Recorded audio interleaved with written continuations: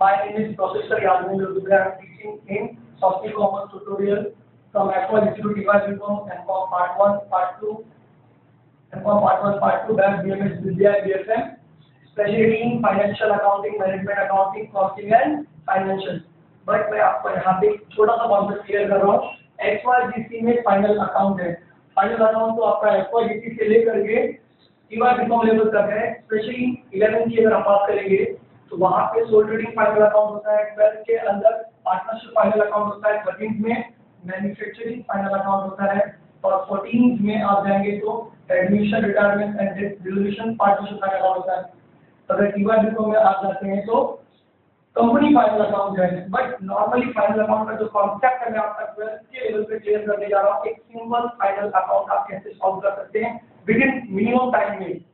For example, जब आप final account के कॉन्सेप्ट पे आते हो तो सबसे पहले आप मेन थ्री पार्ट्स में आप पूरे क्वेश्चन को डिस्ट्रीब्यूट करो। Specially trading account, trading account के आइटम फैक्ट्री से रिलेटेड होते हैं, ऑफिस के आइटम्स आपके प्रॉफिट एंड लॉस से रिलेटेड होते हैं, पार्टनर से रिलेटेड आइटम आपके जो है पार्टनर कैपिटल में आएंगे और आपके लायबिलिटी और एसेट्स के आते हैं बैलेंस शीट के अंदर। अब मैं एग्जांपल आपको दूंगा। फॉर एग्जांपल ट्रेडिंग अकाउंट, हमारी फैक्ट्री सूरत में है और ऑफिस हमारा है मुंबई में। तो सूरत से रिलेटेड, फैक्ट्री से रिलेटेड जो भी आपके एक्सपेंसेस आएंगे वो ट्रेडिंग अकाउंट में आएंगे और जो ऑफिस से रिलेटेड मुंबई का हमारा जो ऑफिस है उससे रिलेटेड जो आइटम होंगे आपके कहाँ आएंगे, प्रॉफिट एंड लॉस अकाउंट में आएंगे। तो फाइनली जैसे ट्रेडिंग अकाउंट की मैं बात करता हूँ, स्पेशली फैक्ट्री के अंदर स्टार्टिंग कहाँ से होती है, ओपनिंग स्टॉक। हमारे पास ऑलरेडी जो रॉ मटेरियल अवेलेबल है, फिर हम उसमें परचेज करते हैं न्यू रॉ मटेरियल। सपोज उसमें कुछ अगर हमने रिटर्न किया, डिफेक्टिव माल है तो रिटर्न हो जाएंगे। और परचेज से रिलेटेड जब हम रॉ मटेरियल परचेज करते हैं तो क्या है, inward, freight inward, wages, power, fuel, heavy power, power fuel में आपका पावर में फ्यूल में आ गया पेट्रोल, डीजल, कोल। अगेन ये फैक्ट्री से रिलेटेड आइटम आपके यहाँ पे आएंगे, all factory related item. But trading account अगर क्रेडिट साइड की बात करें तो स्पेशली 5 आइटम आते हैं जो गुड्स से रिलेटेड है। फॉर एग्जांपल से जो गुड्स ऑलरेडी आपका फिनिश हो चुका है, goods destroyed by fire, goods withdrawn bye partner, goods given free, sample and closing stock, all 5 item आपके गुड्स से रिलेटेड है। फाइनली आप जब ट्रेडिंग अकाउंट टैली करेंगे तो आपका बैलेंसिंग फिगर आएगा ग्रॉस प्रॉफिट।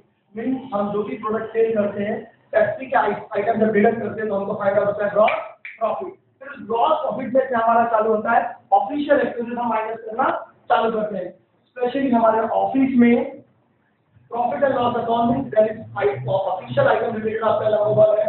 जैसे आपके ऑफिस में salary, rent, electricity, carriage, postage, Mumbai के ऑफिस में जो भी आपके खर्चे होते हैं ऑल एक्सपेंसेस एंड लॉसेस वो डेबिट साइड में आएंगे।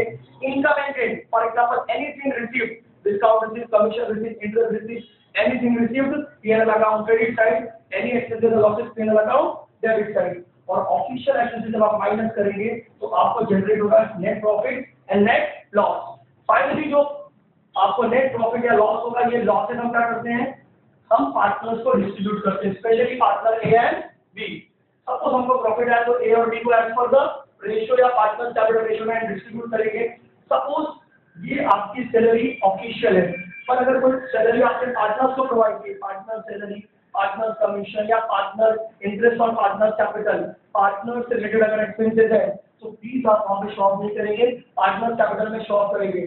फाइनली पार्टनर्स से रिलेटेड आइटम्स आपके यहाँ पे आएंगे। फिर फाइनली जो बैलेंसिंग फिगर आएगा ये फाइनली होता है capital account, balance carried down, क्योंकि बैलेंस आपका यहाँ से ओपनिंग होता है और यहाँ पे बैलेंस कैरी डाउन होता है। तो बैलेंस जो पार्टनर के कैपिटल है वो बैलेंस शीट की ओपनिंग होगी, that is your own liability. आप जो पैसे मार्केट में इन्वेस्टमेंट करते हैं मिस्टर ए एंड बी।